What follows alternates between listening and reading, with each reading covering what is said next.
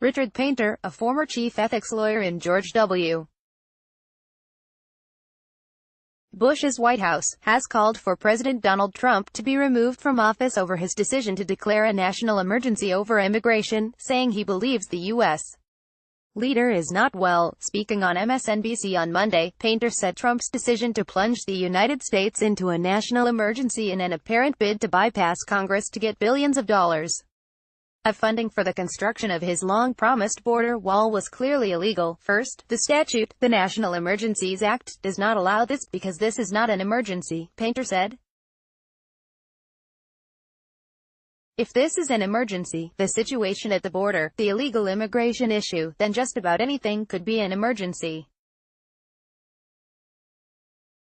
A policy priority of any president could be an emergency, and that's not the meaning of the word emergency within the act. Second, if the act were to be so broad as to give the president the power to do this, it likely would be unconstitutional, because you would have a Congress that passes such an act that would give the president the power to override future Congresses, raid the defense budget or any other budget and use that money for purposes not allocated by Congress, the ethics expert said. However, Painter said, that's the legal argument.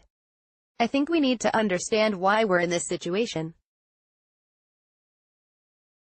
The president is not well at all mentally, describing Trump as an extreme narcissist. Painter said the president has only declared a national emergency because he's been denied what he wants, his wall. He is having a hissy fit. He's out of control, and he will not take no for an answer from Congress.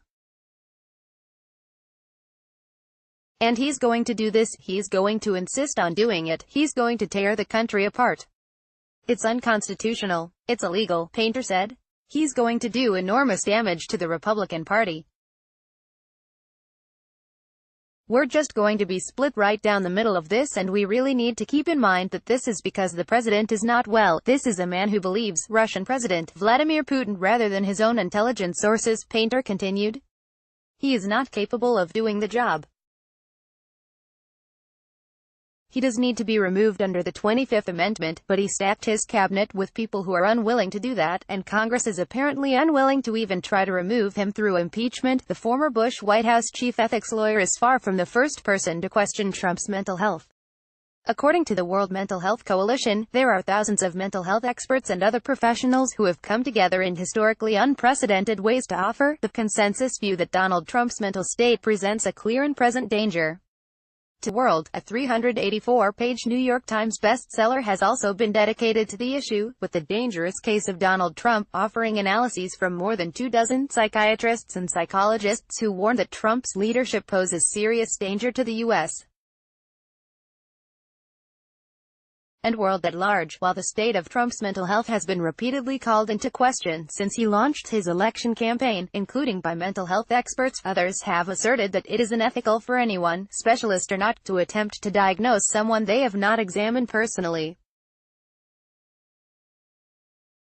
The American Psychiatric Association, which claims to be the largest psychiatric association in the world, has previously warned its members not to wade into any debate around Trump's mental health, reminding specialists to follow codes of ethics discouraging them from providing professional opinions about the mental health of those they have not examined. For psychiatrists, that piece of guidance is made clear in Section 7.3 of the American Psychiatry Association's Code of Ethics, in what is known informally as the Goldwater Rule.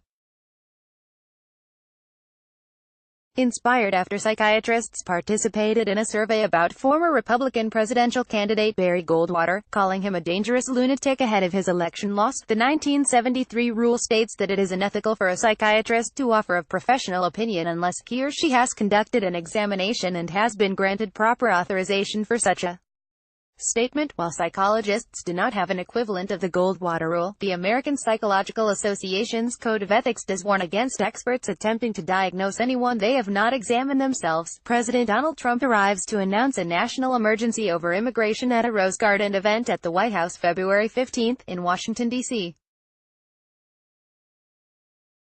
Alex Wong, Getty.